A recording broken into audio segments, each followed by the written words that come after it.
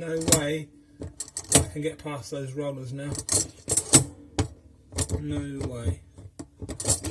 Unless you ripped it really hard with kilos of force, tens of kilos of force. One on each side.